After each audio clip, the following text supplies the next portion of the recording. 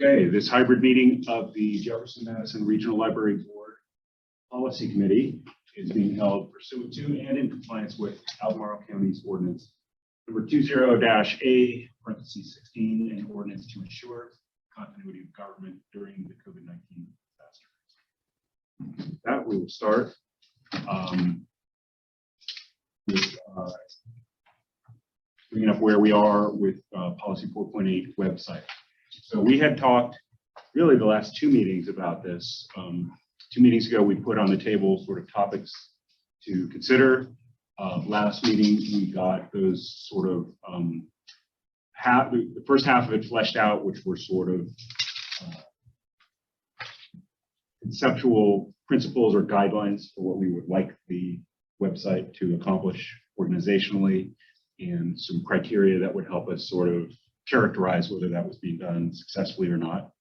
And the second half of that was a little more into the nitty-gritty of what it really came down to was, are there then criteria type guidelines, or the header here is content considerations, that the organization will use in terms of deciding whether to include or not to include various types of links or content or otherwise.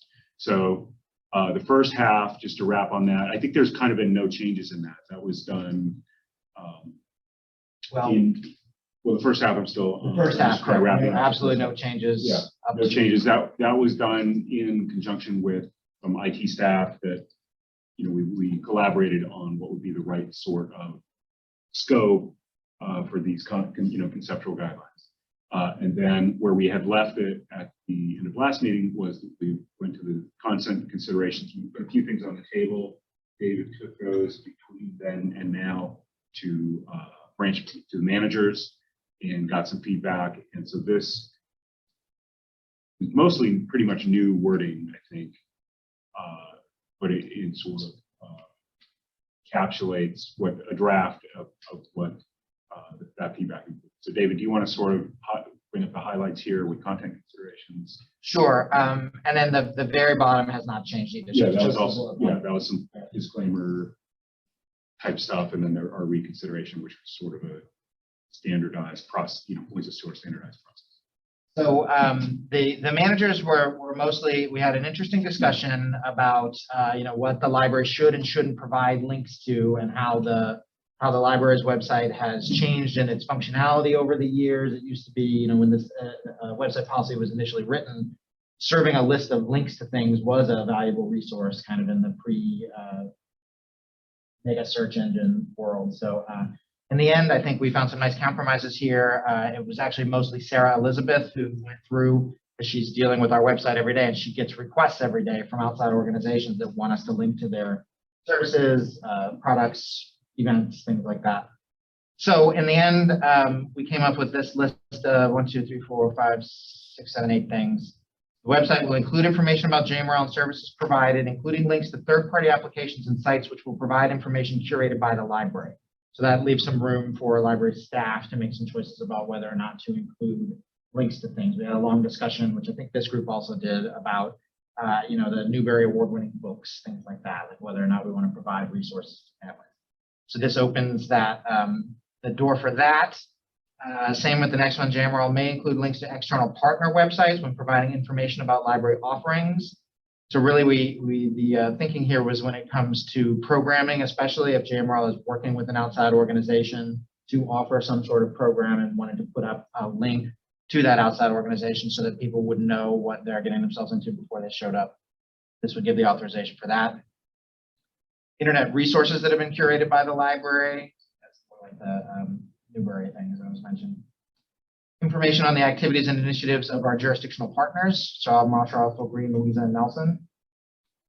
Links to information about the regional friends of the library and other local friends groups, boosters, or fundraising groups associated with JMRL. So we wanted to cast a broad net there. So it'd be the regional friends and the Green Friends and Grow Nelson Library, any other library support organization that pops up in the future.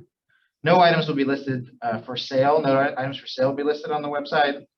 No advertising for outside organizations will be on the website, and JMRL's web committee will receive, review, and determine approval of any outside web content requests. that are in line with JMRL's mission and values.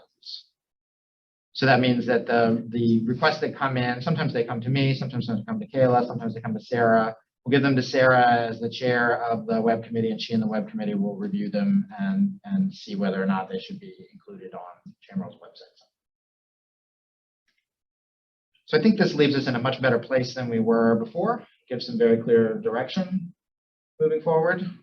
So appreciate Sarah's time, appreciate Mike's time, Kayla's time. Questions about it? So somewhere in this, and I can't remember quite where, it defines the web committee. I mean, that's section 2 of staff composition. The new one, this One- draft has basically eliminated that. Yeah, I believe so. definition. Yeah. Yeah, I don't know if that needs to be a staff web committee to make it clear that that's what it is, or is that just obvious, or maybe it's kind of not relevant to, it's not an important distinction to, public speak. It's important to us, though. Yeah. Tony, do you think it's important that that gets defined in this document? I'm looking at the old one. It's there, and it's it's right up front, and it's very prominent and so forth. And I think as long as it's identified, as Mike says, as long as it's identified as a staff committee, I think we're fine. But people are going to say, well, what's the membership on the web committee? How do I get on the web committee? Yeah. I think that covers that. Yeah, I think that's smart. Yeah. Yeah, I think part of my take on the old policy was it was so detailed that it kind of was really in danger of getting obsolete quickly. So there's always a balance of being general versus.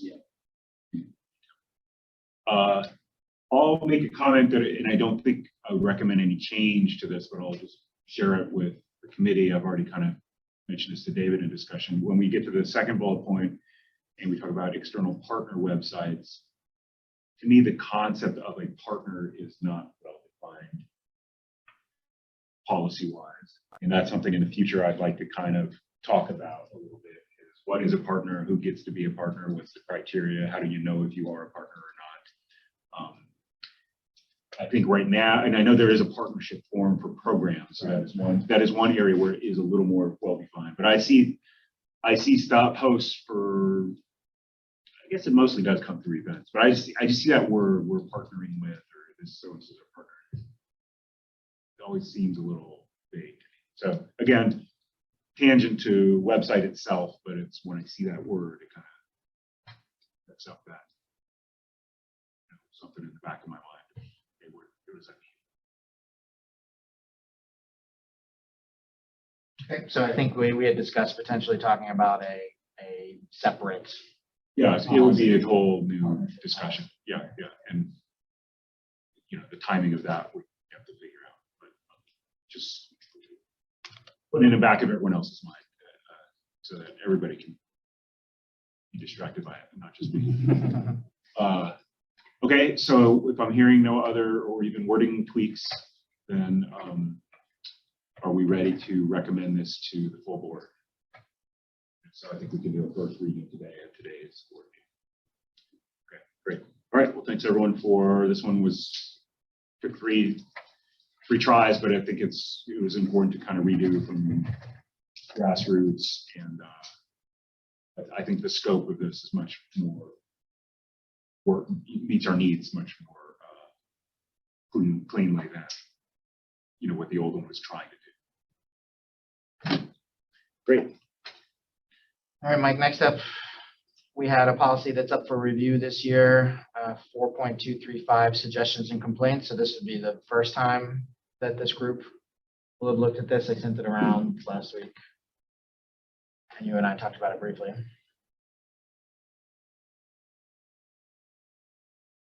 This was actually last touched when the reconsideration policy was worked on, just to add that wording about reconsideration.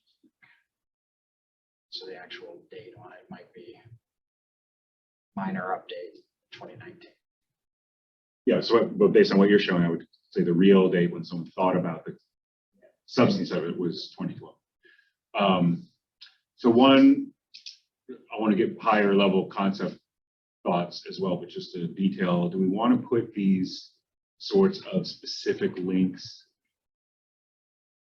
which might go stale in some fashion, I mean, or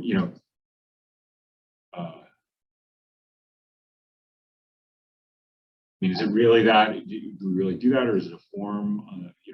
I bet that the actual, this is when Drive converted the PDF, it probably just grabbed that. I wonder if the actual form does that. Well, no. So I'm not actually talking about the link part. Okay. Actually, I think it is good to link. I would probably just do the email address itself, but I'm just talking to the specific address feedback.jmrl.org. Do we want to commit to that for the next 10 years? Or do you want to have a little, is it on the website right now as a form that you fill out, a web form, with a submit button? I think this goes to the higher level issue of how we want to collect these things. Yeah, why don't you talk about it? Yeah, so Mike and I have been talking off and on for a while about how JMRL collects feedback. And when this policy was written, the primary collection method was a piece of paper at every box. And in fact, this says, every service location has a box for comments, sections, and I believe every service location still does because it's a policy that says you have it, right? So those get collected, those get dealt with. I see the ones that managers deem need some sort of regional weigh in on them. But if it's a suggestion that you get that says, the window's dirty or something, you clean the window and then that's the end of it, right? So we don't really have a method to track over time what types of things people are asking about, which I think would be useful just to have some data about that. So if we get something in that says the window at Green is dirty once, it's not, it's fine. But if we get one every year in spring, then it's like, oh, maybe we should look at what's planted outside there or something like that.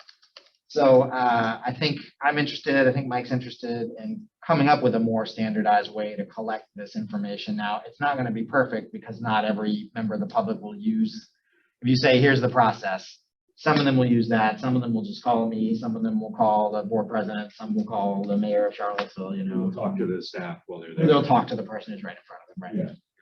And if you ask them to put their names on it, sometimes they won't.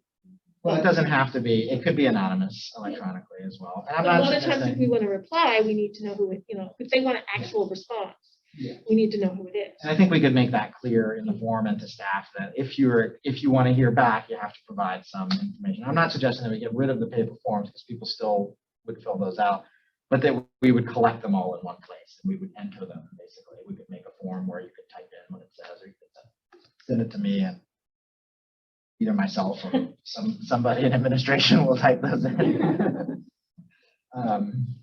So I think, Mike, that would maybe, it would remove this in general. I'm fine with feedback@jmrl.org. I don't have a problem with that. That's an alias. It can go to anybody, if we decide Sure. that If you want to do the that. president, or it needs to go to Krista. Or it needs to So go to I guess my question for the committee is, I think everything you're describing sounds good, and there's nothing stopping you from doing it tomorrow, right? Yeah. On an operational level. Does at a governance or policy level, is that such an important organizational thing that we think needs to be happening, that we should direct through policy, that, just like right now, the policy directs that we're going to have a box. Do we need to direct through policy that the staff establish a system for centralizing and being able to collate and compile trends, or do we just say, well, hey, that's an operational thing? It makes sense to me, but it's something you can decide on your own whether to do it or not. One criteria in my mind that would guide us to whether that's something we need to direct or not is, do we as trustees feel that we have an interest in, hey, I want to make sure that I have access to those sorts of trends. I will say as a trustee, as one thing I'll throw on the table, if there's stuff that is feedback that's coming from the public that is reflecting public perceptions of the organization, I do want to know about that, because I feel like that's one of my kind of meta level things that I am managing is that I think is important for me to have a feel for and be able to react if that. I mean, that's the thing I want to make sure we fix, and all the rest is sort of, we're doing stuff well, but public perception is going to reflect that. It's kind of a fine line though, defining that because Jimmy's dirty window. Correct. Yeah, absolutely. Yeah, I agree. Absolutely agree that there's a line in here somewhere. So yeah, but if they say, windows are always filthy, how come you're not taking care of yeah, this? the library is bad because the windows are, and there's a whole range of other perceptual things where that could reflect. I think in terms of policy, I think that all we're really doing here is giving people a mechanism. And what we do with that doesn't need to be in the policy other than to say these comments will be regularly analyzed and addressed or appropriate departments. I think if you put something like in the policy about how we're going to deal with it, then people are going to start picking at it, say, oh, well, I put this in 2 weeks ago and it hasn't made it into the metrics database yet. So Yeah. that kind of thing. So and of course, I think that this is a little more applicable currently when somebody gets a hold of this and says, okay, I want this book banned. I want this book taken off the shelf because, then we get into the whole FOIA thing and going down that path. And you've always been very good about letting us know if we got this great feedback. Here's the PR we've been getting about X, Y, and Z type of thing. So I think I'd be in favor of just sort of leaving this as bare bones as possible and then doing a procedural thing behind, if we want to have that as a formal process. The reconsideration is a separate thing, but as we were saying before, that doesn't mean somebody wouldn't use whatever's here we see that frequently. Like we have a whole process, but somebody will email me to say they've got a problem with the book, or they'll email Camille because it's at Gordon, or they'll email. Show up at a meeting They'll show up at a meeting. We haven't gotten that yet, but it is happening. Yeah, it's happening everywhere. So, and I think, Tony, we could accomplish both things by having it in here somewhere, just saying, we're going to have a system to collect data on them. Now you brought up an interesting point about FOIA, because there's also a records retention policy throughout the state that we have to follow. So we couldn't indefinitely keep a spreadsheet of 20 years of data there. We would have to but we could get around that by categorizing, this is one of 10 types of complaints, and just keeping data about the types of complaints we got, the subject matter, without keeping the. Yeah, to me, even with what's here now, if I wanted to FOIA what was in your box last month, I think that is public. I feel like. Correct me if I'm wrong. No. Now, of course, it would only be retained according to whatever the retention policy for the suggestion box might be. Keep the central ones. And Tony, I'll say in line with your comments, if you mention there's a system and a metrics database, then that suggests to the public, hey, you might want to, this is there. I mean, they should already know, but it'd be a little more specific sort of invitation to, review or access that. And that would be fine. I would expect that if there were a major problem, if the library was on the front page of the paper for some sort of issue, I would expect that somebody would want to know, well, how many times has somebody. Yeah. Not necessarily the specifics of it. They want to know, is this an ongoing issue, or is this somebody? Right. And if I were a hard charging journalist, I would just ask for everything and then pour through it myself, rather than trusting you to filter through in exactly the way that I might work. So I think that on the operational side, what I probably will clean up here is that right now this says each service location has this box. Suggestions are come up, the regularly analyzed or addressed, and I would just like to see those more centralized, and in some, maybe this would take some pressure off of you all if it's the dirty window, or is it just extra work? You know what? We got a new box at Green, and it just never, literally. Have you checked in it to make sure? It's right on this table, and you have to walk right by it to get to the on a central informational little table. But it's just that's just information for you. I'm curious how many of those we get to the web form, annually. We do have a generic suggestions. There was a suggestion that was on the OPAC that was like a holdover from the catalog software that would get stuff every once in a while. Now they get emailed to, because we've got like 20 different email forms, they get emailed to 20 different people. I think Mike's right. Probably most of your feedback is somebody at the desk saying, your window's dirty. Yeah. I mean, I wish people would give us more feedback. What we want is more feedback, not less, so anything we can do to encourage. So operationally, pressure of something, when David and I kind of pre-discussed some of this.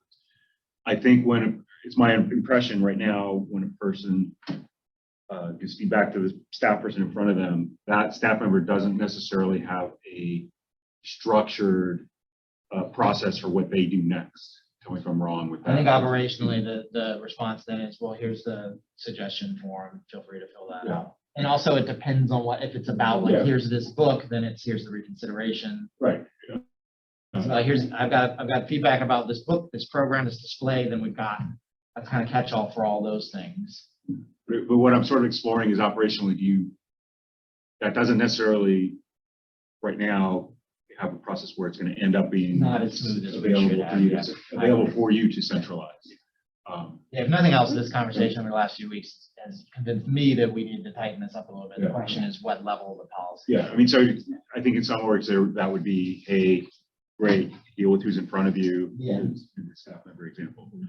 And now your behind the scenes process is you fill out an incident report and document whatever it was, and then it ends up going upstream. Yeah, we have So you could do that sort of. in our organization, incident report has a different connotation. It's alerting management to a problem. Yeah. So it can be anything from the restrooms overflowing to that. But we don't always capture the positive feedback very effectively, is what I think.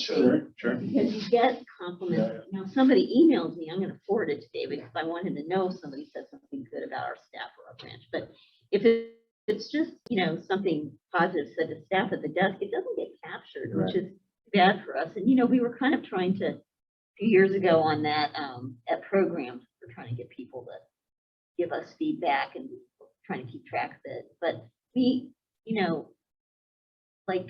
it's all important stuff, both the negative and the critical and the positive. And yeah, I wish that we had a way to categorize it. Do you know where we get it now, the feedback? Google ratings. Yeah. Oh, yeah. Okay. People go on Google, they Yeah. give a 5-star rating, they leave a couple sentences. Yeah. Yeah, somebody came Or in yell. one day and said, oh, I went on Google and someone gave you a bad review because you have a parking lot and I had to put a good one there to counteract it. I was like, okay. Yeah, the suggestion box, we typically get things that really could have been directed in other venues, like a suggestion for purchasing a certain series of books or a job fair or like whatever, We need to get prank things. Nothing productive in here. David, when that gets fixed up, I think you have a hand raised on this. Let's close this. It's probably to tell us that, go ahead, Kayla. I was just going to add that I get the comments from Square, because when people pay a library fine or pay for a book using Square, we've gotten a few like 5-star, the library was great, sort of people, because Square will send you a receipt and ask you to review the business. So we've got a couple things going in there too. So I think one of the things would be, so now we're into like the weeds of organizationally what we need to do, but we need to identify all those places and figure out a way to collect them together. This is kind of the old part of the board, anecdote of how you got on the board. I know this anecdote. David's heard this story probably a dozen times. Kristen maybe 10, Jenny probably 5. I stuffed a thing in the north side box that said, "You people need to wait here for next available clerk saw." Next thing I know, I'm getting a call from John Halliday. Said, "Maybe you'd like to be on the board." That's been driving ever since. I'm a big fan of suggestion box. Okay, so where does that leave us with this policy then? Let me make sure we've got our is she working here?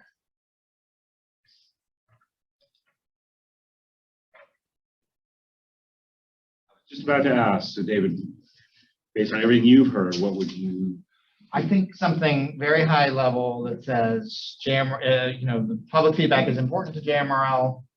JMRL will collect and analyze feedback, something along the lines of what it says, analyze and address. But say regionally there, I think that's important. I don't want to take autonomy away from managers who are getting the direct feedback there, but I want to know, and if it's good or bad, we want to know over time. And then not really get, maybe we could go into, this feedback can be received electronically or via paper or something. Yeah, that's probably not. Try and do it type it in on the fly, or Oh boy. or we can do it offline and come back.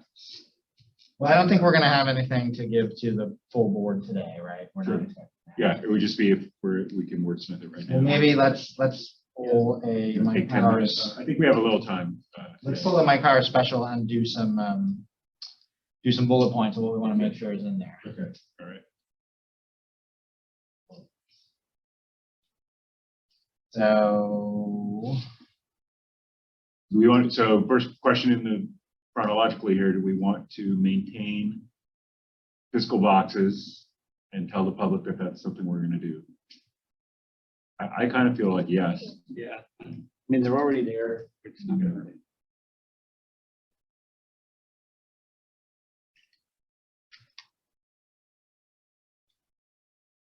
well, I think let's start with the feedback is important. Yeah, To I like Jenny's that. points, yeah.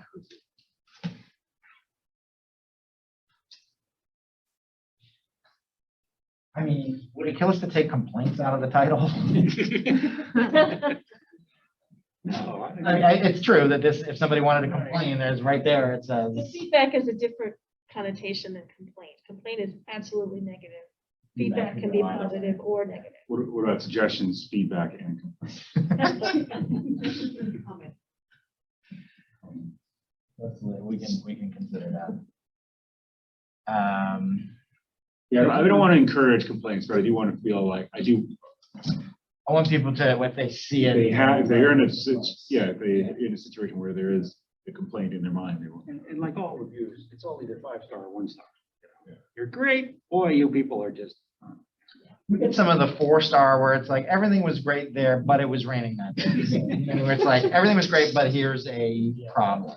But you could do better. It took us a long time to actually figure out how to receive that feedback directly.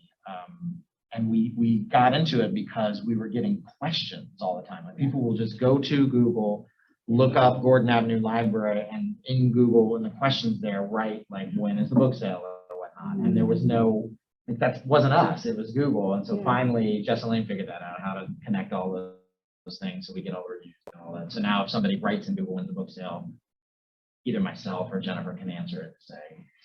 But like we had a complaint once at Green about a patron. We spent like a good part of the day helping this patron multi-times, but then at the end of the day, they were upset that we told them that we were closing in so many minutes. We got this really negative report, but the person who brought it to my attention was the publicity librarian, but you were never in the loop on that.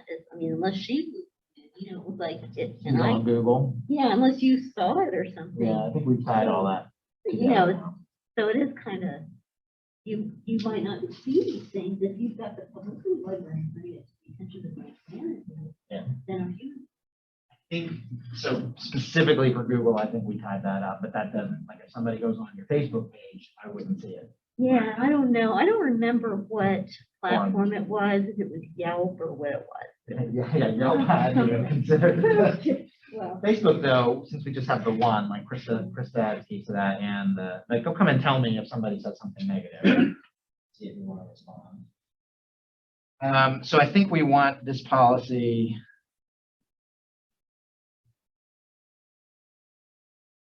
to direct staff to collect info regionally and analyze trends. And by analyze trends, I don't want to get tied into like, oh, every year we're going to have charts and presentations. It's just more like we want to be able to identify problems that we can correct or that the board needs to be aware of. Right. I think that's important because if you don't do that, every time the window is dirty, you're going to get the report. Somebody's going to have to produce the metrics, do the report, and everybody's going to, why are we doing this again? What's the purpose of this? When it's already been acted on, type of thing. So, yeah, I some level setting here about what happens to this stuff. Exactly. Okay. But like every so many years when we do that survey for the public, Yeah, for the private plan. we've got a lot of really detailed, very interesting information the last time we did that, which, people acted on, at least in my branch, I know we did. Yeah, you were able to directly address. Yeah. So So are you saying it would be nice to get that earlier, or are you saying, I just think the nitty gritty feedback is important Yeah. because you can often immediately do something about Right. it or, or be thinking longer range. I But mean, one thing I'm hearing from that comment is that the feedback is there in people's minds. They just didn't probably give it to you until they were prompted by the survey. Yeah, they didn't have either they didn't have a recourse for it or weren't aware of the recourse, or Or it it's just just- never bubbled up to the. Yeah, there's never a catalyst to sit down and do it. So Tony, when you're saying, so flesh that out a little bit. So I don't think that was directly in contradiction to what you're saying. No. Sarah. yeah, I just put, You don't, don't make it that it has to be at in-service day every year that you report. Type of thing. If it's important, then you'll bring it up. Right. And I could see it too, to be useful for the board for things. It's like, if you have 100 bits of feedback this year about some sort of facility issue at one of our locations, like that's data that we can take to our funding partners and say, look, we need, this restroom needs to be fixed because we've got 100 complaints about it. Yeah. I mean, I don't even know if it needs to be a bullet point here or not, David. I mean, I leave that up to you. Well, just to trigger my mind when I'm thinking about it later. but analysis is good because, another thing we did at Green some years ago based on some training that I had was we had this form for staff to fill out every time you said no to somebody. We wrote it down. And when we started looking at what we were saying no to, we realized there was some stuff we could do something about. But without that form to get it all together, That was a great exercise. it really is. I think that led directly to changes in some of our computer use procedures for the public and a few other things. It's like, well, why are we doing this? We're Yeah. causing a conflict. And so here we with changed it and it made no difference to staff at all in closing the building, in fact, but the complaints stopped. So, so feedback, however you can get people to give it to you. I think maybe based on that, maybe we do want the word feedback in the policy itself too. So it's not, doesn't have to be a suggestion or a complaint. It could just be like, oh, you're doing this well, or you're not.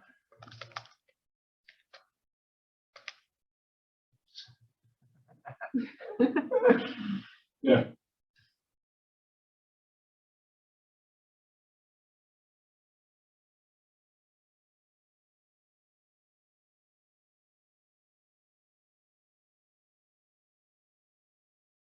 Anyway, we'll work that out. We'll work that out some other time. Citizens' feedback and who wants to be up here? It knows what it wants. That's new. Okay, Mike, are you interested in wordsmithing any, or is this good to kind of percolate and maybe we would hope to take this offline and have members of the committee work on some draft language to talk about in June? I think we can do it offline. Because if there's a volunteer, so much the better. Better, man. I'm just gonna leave it alone. Don't poke. Yeah, if someone would like to take today's discussion and turn it into a brief policy, which may or may not involve bullet points, let David or myself know. We have 2 months to make that happen. Okay, well, let's take this and then I will work that out with various volunteers who have yet to realize they are volunteers. Just to throw a couple words out, when you say collect info regionally, I think you mean, here, just put some words on here, maybe consolidate or centralize, compile. I think those were the concepts that I kind of had in mind, but I think you may be trying to. I think Yeah, that's you may exactly, be- that's 3 Cs there, that's. Yeah. Okay. All right, I'm gonna close this one. Thanks. Yes. So the next discussion was on the two policies that this committee had discussed that had made their way into the employee handbook. And I think the intention at the time was, because they were due for review last year, the intention was that they would potentially be deprecated as JMRL policies and just be dealt with operationally in the handbook. And I think our thinking was, oh, there's probably a lot of stuff like that. We're going to collect it all and do it all at once, but those are still hanging out there. And I got a question about this the other day. So I think that the board likely would want to act on just these two, one way or the other. Yeah. And we'll catch the rest later. Do you want to look at them? Yeah, I think ideally we would show everyone what those are, and then maybe even if we can point to where it is in the handbook. And then see. But that'll show us that the same thing is covered in the handbook, but then it's just a question of then it becomes a question, is there a reason these need to stay at a policy level versus operational? My thinking is probably not, but we're, for discussion.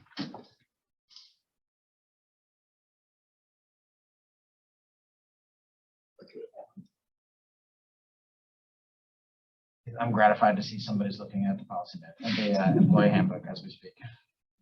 So, and this one specifically, because it only deals with the central library staff, so it's much more of an operational thing than a total thing. Central library staff regularly working 20 hours per week or more will be reimbursed for 1/2 of their monthly parking fee. Central library staff is not to leave work during the day to move their vehicles except at break times. And the handbook language, central library staff working 20 hours per week or more are eligible for the city's parking reimbursement benefit. So that is slightly different from what is in the policy, but it is a notable difference there. So I think originally, before, the city had a parking benefit, which gets introduced to all new staff when they sign up and they do their onboarding. JMRL's policy covered paying for 1/2 of a spot anywhere. Now the city offers a benefit, which is at the city-owned or city partner garages downtown, which is the equivalent of a little bit less than 1/2 of the cost of a monthly spot there. So when staff are onboarded, they're presented that option. Sierra, I'm sure, presents it to them or it's one of the papers. It's in the city's orientation. So when they view the city orientation, thank you, they're offered that alternative. Those that wish to participate can sign up and do so. We do have staff that are kind of that have been doing the older version of this. They are mostly long-term staff who got a spot at some place that is not in the garage, and JMRL pays for 1/2 of their reimbursement there. So what I would like to do moving forward is just offer the city's benefit there, so that the administration doesn't have to track who's in what parking spot around downtown. It would just be like, we offer this benefit. If you're interested, go forward. So you're saying you would or would not grandfather those? We would. We would. Yeah, we've got folks who for decades have been parking at the lot across the street or something like that. I don't want to take that away from anybody. But the new employees can't go do that. Right. Okay. So the question is whether this committee would recommend to the full board that the handbook covers what's in the parking reimbursement with enough detail. It's basically the same wording except that change to the. Well, in part, what I'm hearing is what's written here is a benefit we don't want, that we're not going to offer anymore anyways. So that would need to go, even if we maintained it as a policy level document, we need to change something. Change it, yeah. Yeah. So anyways, I'm in favor of deprecating I think so. Yeah. I'm good. Parkers, downtown Parkers, issues? Issues, Sarah? Downtown. I just don't think it's only central and it's in this regional policy manual. Yeah, I always felt that way. So. All Well, right, and it's just not interesting to the public either. I mean, that was part of the whole employee handbook. Now, do you need to, the grandfathering part, I don't see written down anywhere now. But that's something you care about, or just handle it sort of on a case by case? yeah, I can count on one hand the cases. You can handle that administratively. Okay, current vehicle use, library vehicles are for official use only and are to be operated within the strict confines of the law.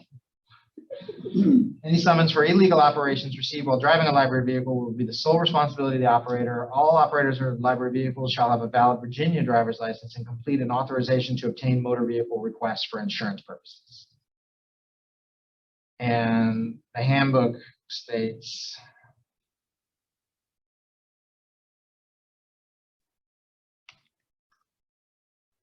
it's a bit longer. JMRL has vehicles available for work-related travel needs other than your daily commute. These are typically parked at the central library. Staff wishing to use the vehicles must have a valid driver's license. So that's one point from the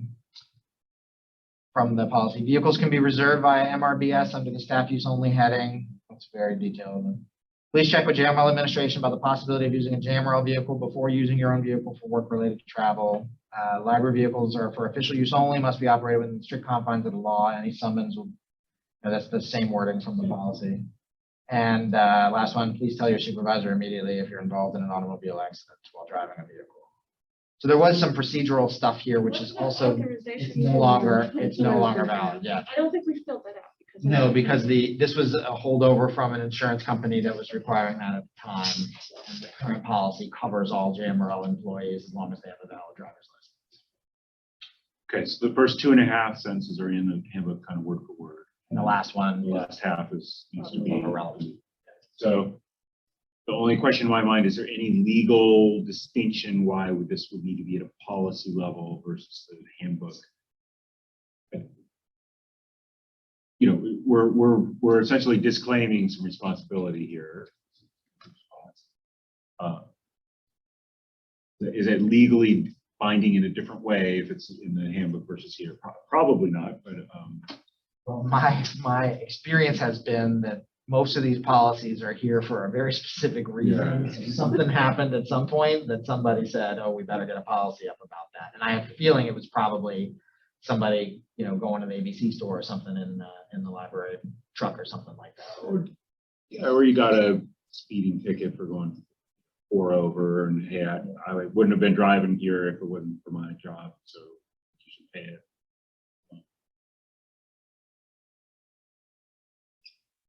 I mean, if it's our insurance covers, like if there's some sort of accident or fender bender, like these things happen, you know, when you drive the mileage that they drive. But we would not cover a speeding ticket. Right? That would be a personal responsibility. I think covering it in the handbook covers it. But if you're unless there's some legal thing that there's some concerned, we could get an opinion on. We could have the board kind of have a first reading of deprecating it, and then we could make sure of that in the meantime. I'm happy to do that. I mean, I don't want to do overkill. Yeah, when you ask the lawyer, you're going to get something that's more likely to be overkill than not. But I don't think it is. I think we're okay. All right, but do I hear any other comments for anything other than? So that'll be our recommendation, and you can do the caveat unless we find out something different.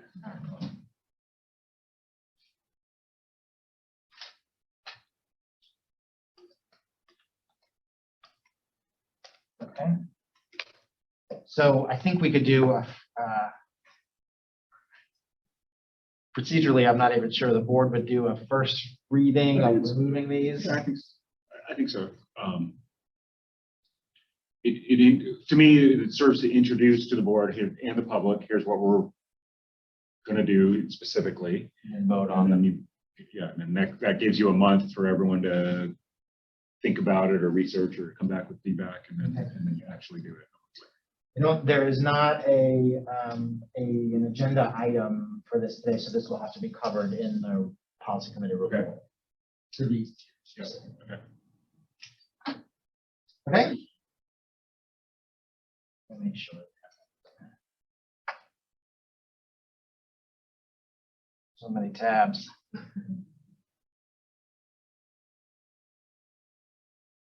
And then, But I think I would like to show the full board the, yeah, we can do that. we don't have to discuss it all, but just show them, hey, here's where it This is. is covered here.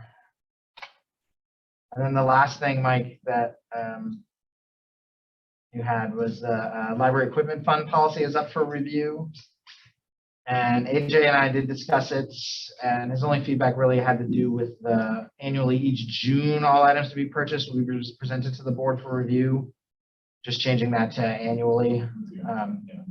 And we reviewed it this month, so the full board will vote on it in June, you know. But some years that might be May if all the jurisdictions are done with their budgeting before May. Did we, David, have a pre-conversation about fees and fines being too specific? Yeah, we were interested in generalizing this to say the equipment fund is generated by revenues collected, by the library, something like that. But I think that deserves a bigger conversation probably, because I think we'd have to look at the regional agreement to see if it stipulates the creation of an equipment fund. So we'd have to see what that says. If that says it's only fines and fees, then we couldn't go contrary to that with our policy. Sure. Okay, can you put a Google note on, let's check with regional agreement? Because this, similarly, the other question comes to my mind, is there a way to future-proof this Right. if these fines are no longer That was my a thought. revenue driver? And there are other small incomes that come in that go into the equipment budget, like that. Yeah, but I think in that world where there's no fines, your equipment fund, your equipment needs are not going to be reduced. So you're going to have to fund it somehow else. I don't know. Let me just ask this. Would you say that's too far off and too nebulous a possibility to really, if that changed in the future, we're going to have to come back to this anyways? Yeah, I think if that changed, then the regional agreement would have to change and we would have to review this.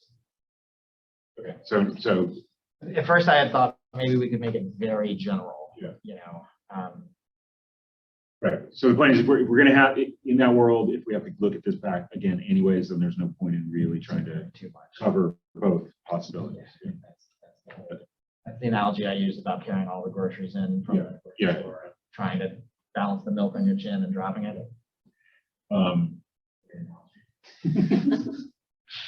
Okay, but so otherwise, all of this is currently accurate in terms of Yes. there is a fund and it's funded, it's generated in such a way and it's for these purposes.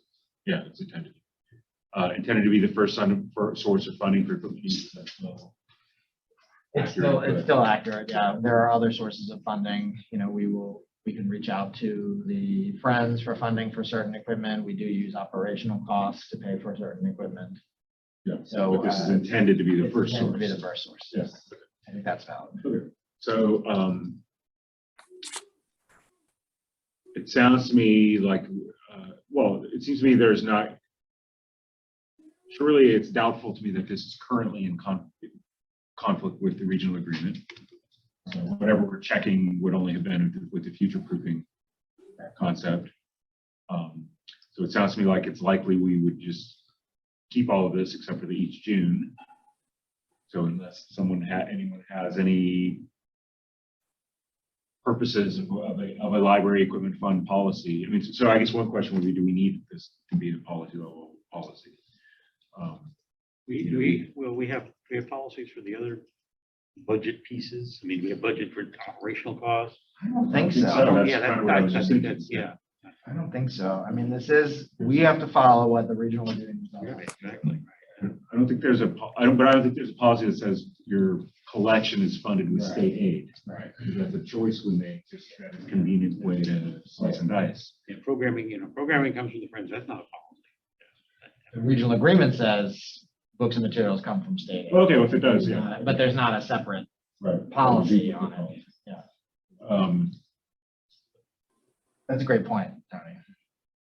Yeah, if the regional agreement already said most of this anyways, then maybe we don't need it in the same way that we don't need a materials funding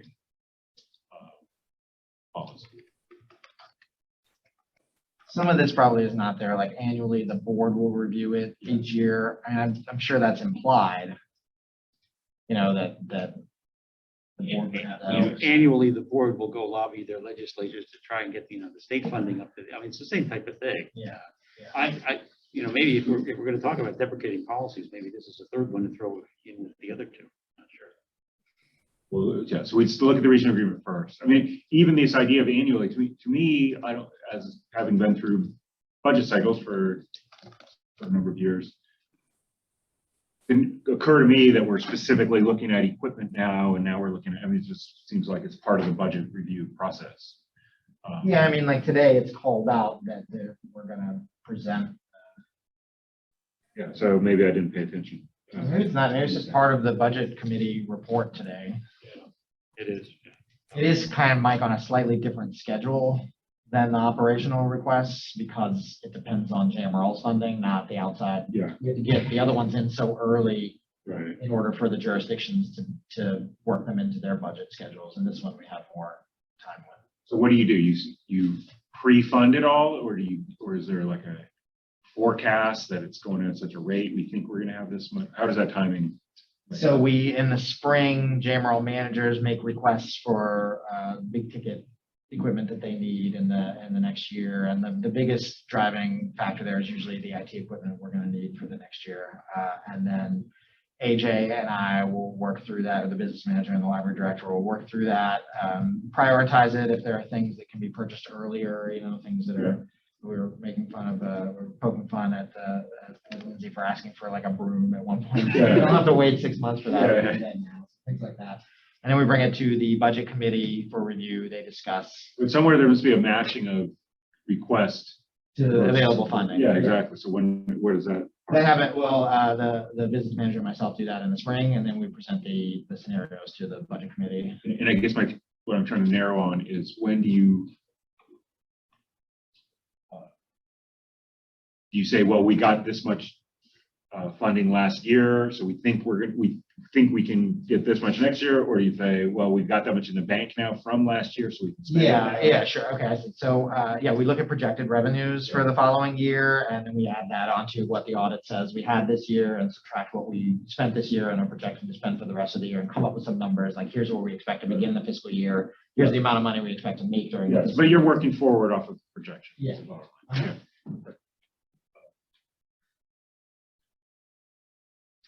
I think I need to go back and review the regional agreement. Yeah, okay, we'll go. Before we present this to the board Yeah, and say, hey, yeah. we're getting rid of this policy. But I like the thinking there that it doesn't necessarily, if the regional agreement already covers this, then I mean, it's a nice to have then to kind of communicate how we operate, but why don't we do that in some of these other instances? I'm not interested in having 4 more new policies Yeah. about budgeting, but if they're needed, then we could do that. That might not be bad if it's like not a policy, but it's just a handout. Yeah. I mean, Here's the big sources. Here's where something that we go through on the trustee orientation, Right, but we like could an have a infographic version of that for yeah, the you could public. have something available. Might not hurt. Sure. I mean, it's not a policy. No, but it's Communication, that have. type of thing. I think that's a good idea. Info, People ask questions. yeah, infographic has to Yeah. have that word Okay. somewhere. So infographic for the budget cycles, and I can't really hear great, but it sounded like Camille said she was ready to work on that. Camille. But so I'm thinking more of, because I find it very interesting. I think I finally have a kind of handle on, a feel for it, is that there's these different buckets of funding sources. Because it's not obvious to a general in the public that, hey, Albemarle County isn't just paying for this, you know? And we do get this question from the Yeah, public. and then there's different buckets on the outflow side. There's collection, there's programming, there's operation and whatever, and sort of, you know, where those categories are. So I see it as like a mix, there's buckets and then a mix match in the middle and then come back. Yeah, kind of. We get these questions from members of the public. We also get them from elected officials and staff at our Yeah, various definitely. jurisdictions who just don't have the experience of working with a regional library system. So it's, And- sure. And you will hear staff telling people things that are incorrect at the desk. Okay. I would be interested in having something that's actually correct information. We cover it in new staff orientation. We cover it in the, but I don't, you know, that wasn't always covered. But they, you know, Right. Okay. It's a lot of It's too soon to information. even understand it, Yeah. yeah. Well, if we have something awesome that could feed into a possible decision to that, you know, whether this is important from a communication standpoint. So- in the current form. So we're gonna review and come back with some findings in a month, in 2 months. Continue review, come back. Okay, And I think that's sort of the end of our agenda and sort of the end of our time. Okay. Any further last thoughts, comments, questions? All right, we will adjourn the policy committee meeting. thank you all.